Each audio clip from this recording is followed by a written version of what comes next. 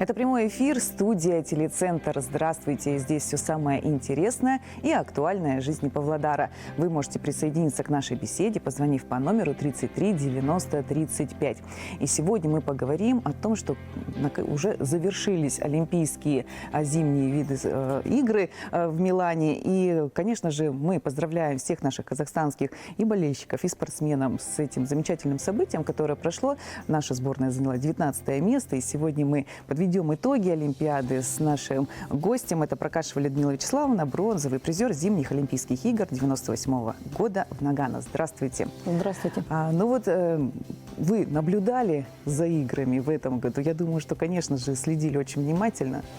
Да, конечно, но не всегда интернет работал хорошо, но вообще, в принципе, все, не только конькобежный спорт, я пыталась увидеть все виды, которые были у меня в доступе по времени, потому что у меня есть своя работа, я работаю тренером, утром и вечером тренировки, иногда, конечно, вот последние дни уже, когда мы смотрели все с упоением и фигурное катание, и свой родной конькобежный спорт, я иногда и на тренировки подключалась, и между этим у меня телефон всегда работал. В первую очередь, я хочу поздравить, конечно, Михаила Шайдорова, его семью, потому что, правда, его отец – это его первый тренер, он с ним начинал работать. И те варианты, которые сейчас в прессе поднимаются, что что-то там продали, кто-то где-то, да, это, наверное, было, потому что как-то надо было отцу выехать к лучшему тренеру. И уехали они к Алексею Урманову. Алексей Урманов – олимпийский чемпион 94 года. Я с этим поздравила Алексея сразу, когда они завоевали медаль. Мне было очень приятно. И, по моему мнению, конечно, но только олимпийский чемпион или призер Олимпийских игр может подготовить себе замену. Потому что это достойно. И что Алексей в 94 году, что Михаил, они очень яркие. И они, мне кажется, даже похожи между собой. Я поздравляю полностью всю команду Урманов Тим, всех причастных наших людей, которые помогали Михаилу. Я не думаю, что его не финансировали последние года, потому что я точно знаю, что если финансируют нашу команду, сборную Казахстана по конькобежному спорту в полном объеме, то и фигуристов, а у нас их всего было 2 человека, которые претендовали на попадание на Олимпийские игры. Михаил – серебряный призер чемпионата мира. Поэтому были... Я надеюсь, что, и я не обману никого, что все равно вливания были. Другой вопрос, доходили ли они до них. До наших ребят доходили, я могу точно сказать, потому что 3 моих спортсмена готовились в сборной Казахстана. Одна из них Арина Ильяченко, которая завершила этот сезон, еще не завершила, скажем так, этап этого сезона, потому что у них продолжается сезон, будет чемпионат мира еще Кубки мира. И я надеюсь, что этот сезон она завершила, скажем так, первый в ее жизни эмоционально, скажем так, подавляющий ее. Я думаю, она очень расстроилась после падения. Конечно, мне было...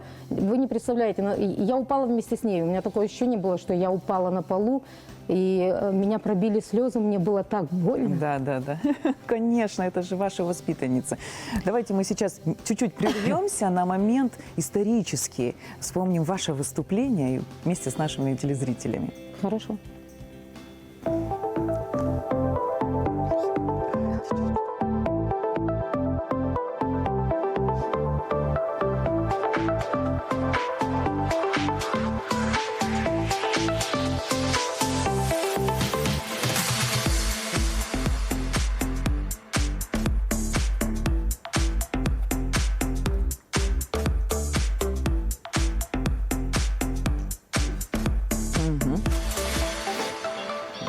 Вот сейчас прям окунулись мы в те события 98 года. Вы помните свое выступление? Вот проживаете его по сей день? Вы знаете, я его вспоминаю раз в 4 года, когда у нас наступают зимние Олимпийские игры. И волей-неволей мне напоминают, потому что начинают транслировать, Так-то, конечно, я не живу тем, что у меня есть медали, да. И они лежат, в тумбочке. Но я об этом не думаю каждый день, я не думаю об этом ежегодно, да. Вот раз в 4 года мне напоминают, и глядя вот сейчас даже, да, глядя на финиш, где я там и руку поднимаю, где я выдыхаю, потому что после финиша, когда ты приезжаешь, и ты делаешь вот этот выдох, я помню, у меня даже начинает стучать, мне кажется, я устаю. Я когда сижу, смотрю вот эти моменты, я начинаю уставать так же, как будто я пробежала только сейчас. Конечно, когда ты смотришь видео, ты помнишь все, и поэтому я немножко, видите, для меня тяжело принять, когда многие тренеры говорят, участие – это уже победа в Олимпиаде. Да? Для меня участие – это проходящий этап. Участников Олимпиады у нас было очень много. Для меня важно, чтобы спортсмены, которые много-много лет шли к этому, я имею в виду сейчас Надежду и Елизавету, это самые наши, ну, скажем так, они, во-первых, старшие подруги по команде, они очень долго шли к этим результатам. И, конечно, мне бы хотелось очень, чтобы они поднялись гораздо выше, они могли быть четвертыми. Ну, Надежда Морозова у нас на 6-м месте, да? У Надежды Морозовой очень большой в этот раз получился разбег дистанции. Она бежала все дистанции, кроме 500-ки. Она действительно, она попала в призовой подиум, скажем так, да, цветочная церемония. С 1 по 6 место у нас награждение идет в Казахстане. Она заняла 6-е место. У нее есть очень много, и, ну, как бы, понимаете, вот эти вот места, которые сейчас, о которых мы сейчас говорим, они для спортсменов в целом, они ничего не дают, это просто участие. Поэтому мне вдвойне и втройне больнее за наших девчат, потому что мне очень хотелось, чтобы они попали на подиум олимпийский. Ну вот, возвращаясь к Арине, давайте вот расскажите ее историю. Смотрите, Арина начала заниматься в 2015 году. Тогда я пришла, я в 2008 году начала работать тренером в школе зимних видов спорта. Тогда у нас школа была отдельно, и называлась она ДЮСШ по зимним видам спорта. Я считаю, что это было правильное название, потому что у нас только зимние виды. И Аринка пришла в 2015 году с учителем физкультуры. Мы, знаете, мы на полставочки взяли тренером учителя из 36-й школы Наталья Воробьева. Это ее была первый тренер. Другое дело, что я считаю, что она все-таки основоположник у Аринки. Я и Арине говорю, это твой первый тренер. Не важно, что она там год или полтора с ней прозанималась. У нас документально сейчас по закону первым тренером является только тот тренер, который проработал со спортсменом 3 года.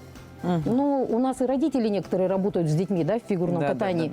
Поэтому я считаю, что первый тренер – это тот все-таки, который привел и удержал, смог удержать в течение года.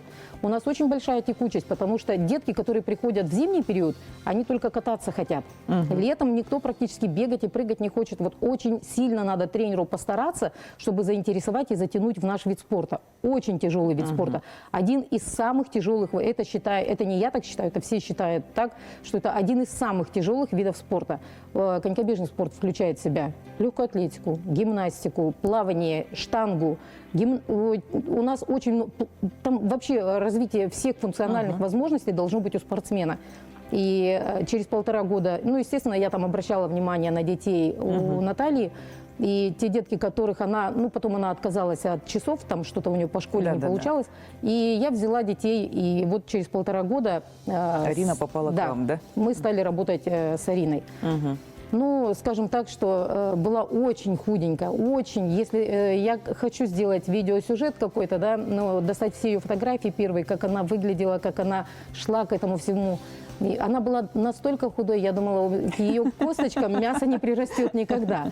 И она, я хочу отметить, она занималась в школе искусств, она рисовала, она ходила в художественную школу.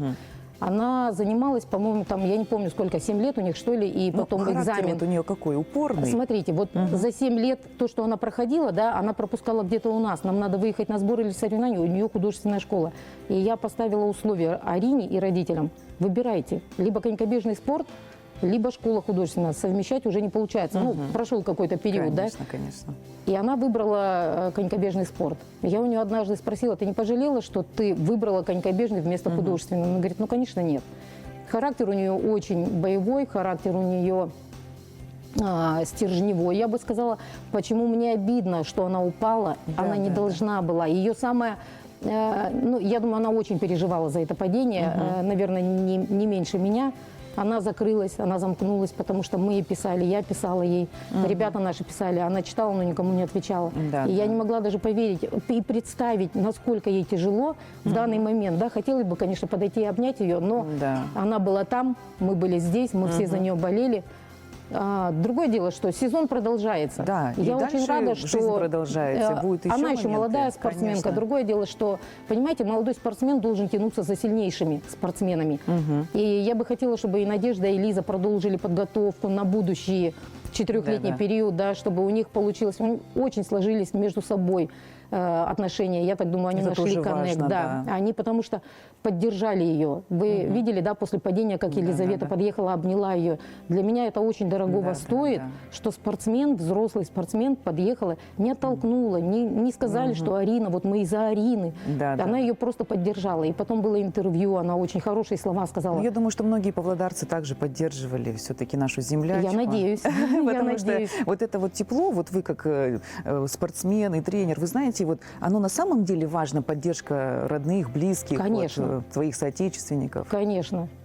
Потому что ты сам себя можешь так засудить за свои ошибки, промахи. Да, мало того, что такую правильно вы вину на говорите, себе вот вы сейчас повешать. правильно говорите, сам себя ты ешь изнутри, плюс тренер, да, я, конечно, я сначала ее поддержала, потом я где-то ей, немножко сказала, Арина, ошибкам, да, как вот надо. здесь надо было, Ну, что-то. кто, И если потом, не вы ей это скажете? вот, да. Арина могла выступить лучше, это мое было желание, это мое пожелание. Я просто для нас, для тех людей, которые в конькобежном спорте не сильны, я просто сказала, что она могла, у нее есть высшие результаты, и она была на У нас вот мало Кубках мира. времени, к сожалению. Хочется еще вот сейчас дать полезную информацию всем телезрителям. У нас есть секция, которой Конькобежного спорта. занимаетесь вы. Вот расскажите, со скольки лет могут отправить? Потому что Олимпиада – это всегда такой толчок, когда люди говорят, почему бы нам не Да-да-да. пойти в этот вид спорта? Согласна. Но многие считают, что, например, время потеряно, уже дети выросли. Вот как сейчас у нас она функционирует? Смотрите, у нас есть ДЮСШ номер 2, там культивируются зимние виды спорта. В конькобежный спорт приходят детки с 9, у нас по нашему закону спортивному с 9 лет, 9, 10, 11 – это начальная подготовка, когда ребенок может прийти и чего-то достичь. Это очень хорошо, потому что чаще всего 4, 5, Секция 6, а нет. тут 9, 11. Это разные виды спорта. Да, В фигурном да. катании в 6, в 9 олимпийские. лет ты уже ничего не сделаешь. Да, да. У нас все виды олимпийские, да. Но вот сейчас у нас по-новому внесли изменения в наш закон 106, и там приказ 106, и там сейчас у нас в коньках, допустим, 7 лет набор, да. Я считаю, в конькобежный спорт это очень рано. 7-летний возраст, не дотянет ребенок до Да, взрослого. Если мы хотим сиюминутные результаты, в 15, 16, 17 лет, да, это возможно. Но если мы хотим, чтобы человек участвовал на Олимпийских играх и защищал честь нашей страны, то 11 лет это допустимо. Вот 9, 10, 11, как раньше было, это нормально. Но прописали, приписочку Да, сделали, да. что в соревновательных программах спортсмен может участвовать только с 9 лет. Не с 7 лет, Ну, а с сейчас 9. мы имеем такое понимание, что чтобы стать чемпионом, да, олимпийским чемпионом, очень много компонентов во всей этой работе. Да? Это и сам спортсмен, и тренер, и финансирование, и базы. Вот сейчас у нас для того, чтобы, вот именно про наш регион мы говорим, для того, чтобы стать и воспитать чемпиона, созданы все условия? Да нет, конечно. Вы посмотрите, какой шум подняли на лыжной базе, которая находится у нас на Зеленстрое, да? Ой, Зеленстрой, да? Зеленая роща, простите. И для биатлонистов никогда в жизни, они все время стреляли в тире, потом Нет, я бегали. именно вот про ваши Вот я говорю. про что Да, говорю, да, да. подняли шум. Сейчас строят, пытаются, да, идут разговоры, что построят ледовый конькобежный стадион. Это огромный масштабный проект, да. Но многие пишут, зачем нам опять еще одна коробка. Это не коробка, ребят. Это огромный стадион. Вот для того, чтобы у нас Арина бежала и попадала в медали, и плюс к Арине добавлялись еще другие дети, конечно. нам Нужны нужен условия. вот такой же. Условия нужны не только у нас. Условия нужны по всему Казахстану. Во всех регионах, где развиваются зимние виды. Просто надо их комплексно построить. Людмила Вячеславовна, у нас есть телефонный звоночек. Давайте примем его. Здравствуйте. Давайте. Здравствуйте. Задавайте свой Здравствуйте. вопрос. Людмила Вячеславовна, добрый день. Добрый. Скажите, пожалуйста, вот на Олимпиаде в Нагано вашими соперницами были спортсменки из Восточной Германии. Клаудия Пехштайн и Карина Энке, по-моему, если не Нет, ошибаюсь. Гунданима. Как вы оцениваете потенциал этих спортсменок? И второй вопрос. Какие дистанции являются коронными для Арины Ильященко? И как обстоят дела у наших павлодарских конькобежцев Андрея Зуева и Виталия Щеголева? Спасибо большое. Спасибо. Видите, какие у нас Спасибо за вопрос. телезрители. Да, хотелось бы знать, кто этот человек, не представился, да? Я хочу сказать, смотрите, да, со мной на пьедестале, вернее, я с ними стояла на пьедестале, потому что имена у этих спортсменок многократные олимпийские чемпионки, это Гунда Ниман и Клаудия Пехштайн. В этот раз они были в Милане, они представляли свои регионы. Гунда Ниман приезжала, она и трансляцию там вела, и она как тренер, ее дочка занимается у нее. Виктория. Клаудия Пехштайн, я видела, она тоже там находится, она приехала, видимо, с командой. Но потенциал тех спортсменов, конечно, это огромная разница. Вот представьте, я в 98 году готовилась на Медео, где у нас отключили свет. И немцы, которые готовятся много лет, да, это они из Восточной Германии, но тогда это была общая. Конечно, потенциал нельзя тут сравнивать. Просто у меня, видимо, было настолько большое, огромное желание доказать в первую очередь себе, что я могу это сделать, потому что те тренировки, которые я переносила через свой организм, ну, знаете, однажды тренер один сказал, ну, у Прокашевой это Северная Корея, рабочий процесс был, понимаете, вот все можно в этом уложить. Да. Ну вот про Арину возвращаясь. Арина у нас спортсменка, скажем так, комплексная, там нет такого, она можно сделать универсальной, она бежит. Все дистанции в этом году сбегала очень хорошо для своего уровня, подняла свой уровень в результатах высоко, поэтому ей сейчас надо удержать. Другое дело, да, лет к 25 можно будет определяться, ну, может быть, через год, через два определяться, какие конкретно дистанции ей нужно бежать и уже другие не бежать, да. И сейчас вот про мужчин еще. Андрей Зуев, это наш павлодарский спортсмен, у него все хорошо, он сейчас находится... готовится к чемпионату Казахстана, который пройдет в Астане у нас в конце марта. И Виталий Щеголев – это спортсмен, который сейчас выступает за Петропавловск. Для детей сейчас нам выделяют, вот детская спортивная школа выделила хороший инвентарь, мы получили все, что нам нужно было. Не то, что там приходят обычно в школы образовательные, а то, что мы просили, то и пришло. Для высшего спортивного мастерства с трудом, конечно. Но вот в прошлом году ботинки не смогли Аринке оплатить, потому что не смогли. Вот так вот, да.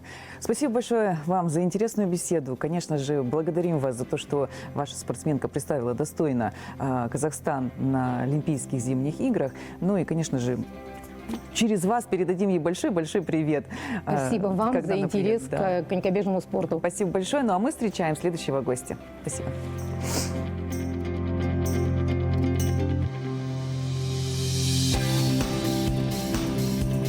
Дорогие телезрители, я напоминаю, что мы работаем в прямом эфире. Телефон 33 90 35. Звоните, задавайте свои вопросы. Ну, а также я напоминаю, что все передачи, все программы, все выпуски передачи «Телецентр» доступны на нашем YouTube-канале ЕРТыс ТВ. Смотрите в удобное для вас время. И я хочу представить нашего следующего гостя. Это Выдрин Николай Николаевич, заслуженный тренер по биатлону Республики Казахстан. Здравствуйте. Здравствуйте. Вы также еще руководитель у нас Федерации биатлона. Поэтому, ну, конечно же, в первую очередь, ваше экспертное мнение по Олимпийским играм, которые прошли в Милан. Ну, одно можно сказать, порадоваться за золотую медаль наших фигуристов. Как бы за достойные выступления не только, которые попали в десятку сильнейших, но все спортсмены бились, все готовились, отдали подготовке 4 года. Это очередных 4 года их своей жизни. Ну, а в спорте многие же не видят, чем живет спортсмен.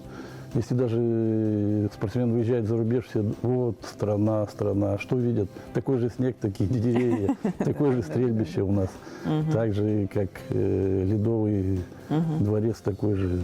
Ну, правда, не как Павлодарь. У нас вокруг-то нету Ледового дворца. Ну вот наши спортсмены, кто выступал по биатлону. Нет, биатлонисты в этом году мы готовились, Дарьей Климина-Усанова. До последнего этапа все, 3 девочки, но, к сожалению, Международная федерация выделила только максимально 2 квоты на Казахстан.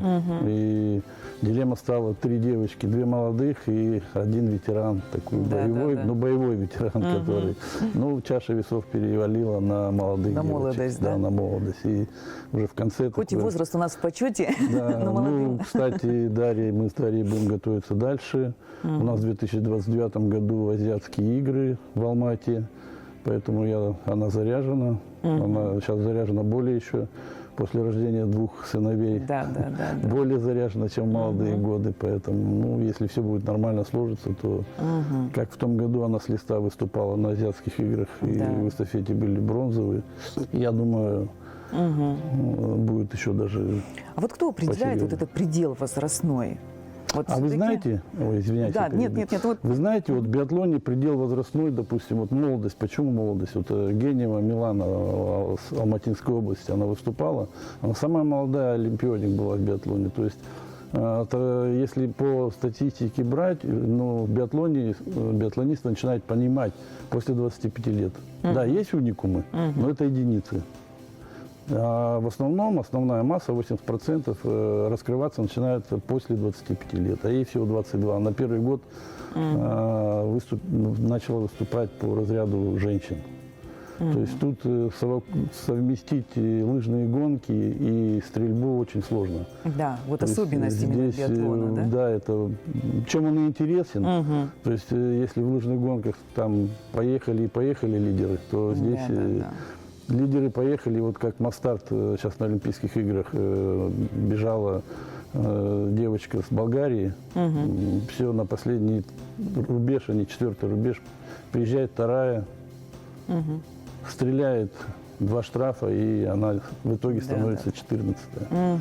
Вот определение стрельбы. Ход, то есть лыжный ход, очень сейчас в биатлоне тоже много значит. Сейчас нет такого, что ты там стрельнул, но если ты слабо бежишь, то ты тоже будешь в середине. Ну вот Олимпиада – это такой вот, бывает случай, когда, да, это упорный труд 4 года, как говорите, но бывает и по случаю ты можешь стать призером, да, кто-то упал, кто-то не вышел, вот раз вот какие-то считанные часы, минуты играют такую историческую роль, роковую, так скажем. Так и на этой Олимпиаде также, вот почему я отметил на биатлонистку из Болгарии. В индивидуальной гонке она заняла бронзовую медаль, не занимая по сезонам, а занимая в тотале 70-е место, не попадая в 60, редко попадая в 60, ну, в пассив на гонке преследования, она заняла 3-е место. То есть биатлон и непредсказуем вообще до Вообще последнего, до непредсказуем, финиша.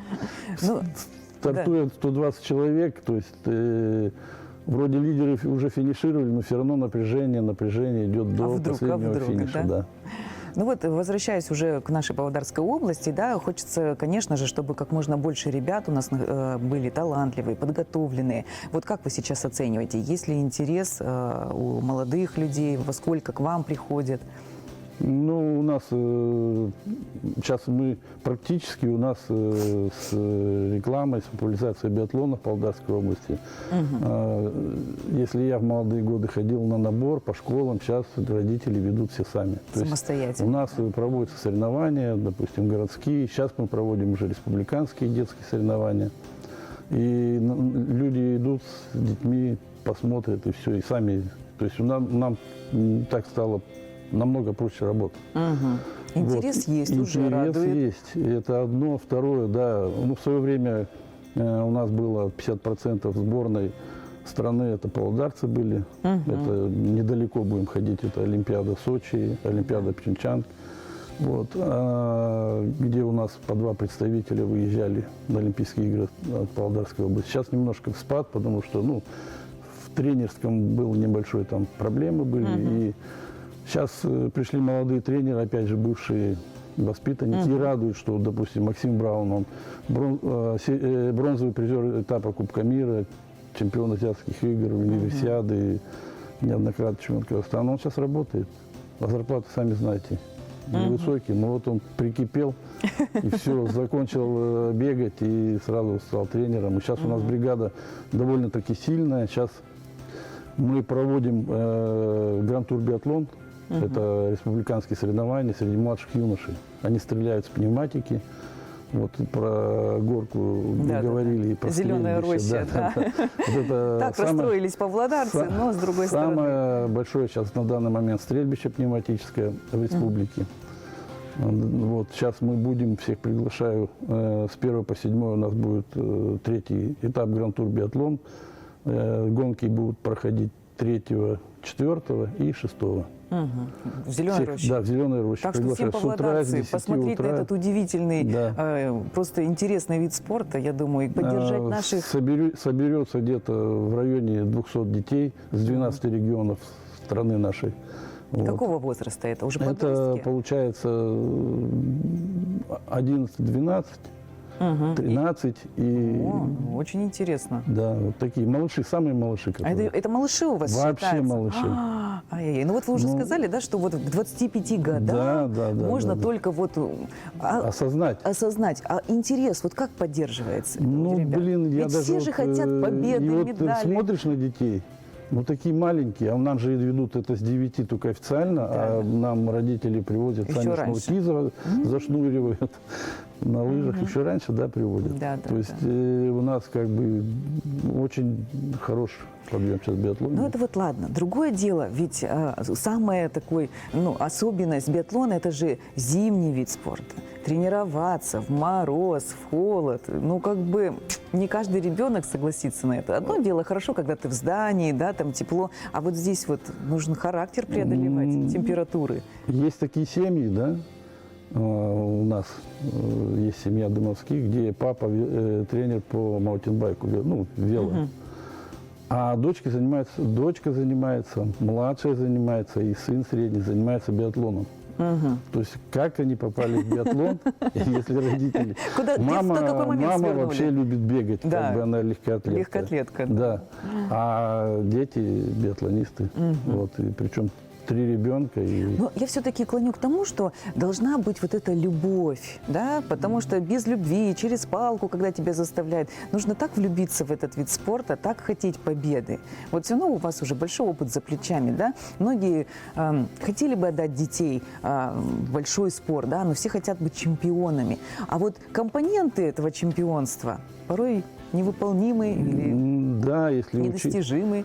учитывать то, что как бы Павлодарская область в Казахстане очень сильная область в биатлоне. Да, да, да. И не имея большого стрельбища, взрослого стрельбища, нам же приходится выезжать, постоянно выезжать. Но не всегда это оправдывает. То есть когда-то есть и финансовые затруднения, и, ну, все бывает.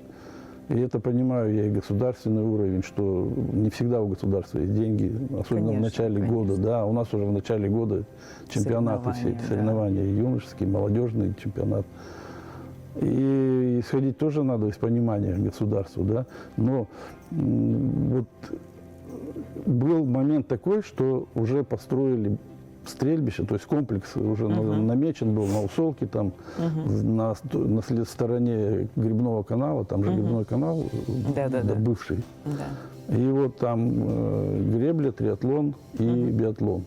Ну, уже все хотели, было. план был, все, но не уже даже осуществилось. макет был, все, и почему-то это все не осуществилось. Да. Обидно было. В принципе, сделали много шагов, осталось сделать один шаг, и все это. Но население хочет сохранить экологию, природу, Ну, поэтому вот здесь вот интересы общества Да, тоже но учитываются. дело в том, что как бы не во вред бы экологии это все было. Потому что мы не единственная область, которая хотим стрельбище, у которых есть уже стрельбище.